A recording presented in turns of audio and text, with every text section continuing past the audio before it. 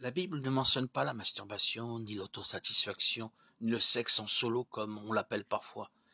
Dans son silence sur le sujet, la Bible ne précise pas si la masturbation est un péché ou non. Certaines personnes considèrent que la masturbation est un acte de luxure et qu'elle est toujours mauvaise. D'autres pensent qu'elle implique une fonction corporelle et n'a rien à voir avec le péché. L'histoire d'Onan dans Genèse 38, 9-10 est un passage fréquemment associé à la masturbation. Certains interprètent ce passage comme un signifiant que répandre sa semence. Le gaspillage de sperme est un péché. Cependant, ce n'est pas ce que dit le passage. Dieu a condamné Onan, non pas pour avoir répandu sa semence, mais parce qu'Onan était rebelle.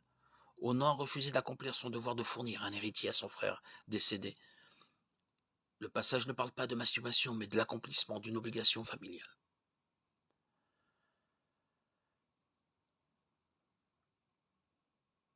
Un deuxième passage parfois utilisé comme preuve que la masturbation est un péché est Matthieu, chapitre 5, versets 27 à 30.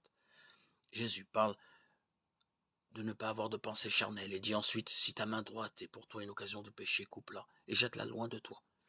Bien qu'il existe souvent un lien entre les pensées charnelles et la masturbation, il est peu probable que Jésus fasse allusion au péché spécifique de la masturbation dans ce passage.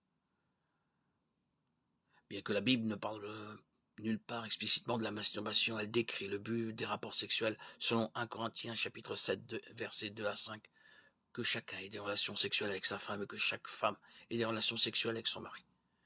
Que le mari s'acquitte de ses devoirs conjugaux envers sa femme et que la femme s'acquitte de ses devoirs conjugaux envers son mari. La femme n'a pas autorité sur son propre corps, mais le soumet à son mari. De même, le mari n'a pas autorité sur son propre corps, mais le soumet à sa femme. Ne vous privez pas l'un de l'autre, si ce n'est d'un commun accord et pour un temps, afin de vous consacrer à la prière.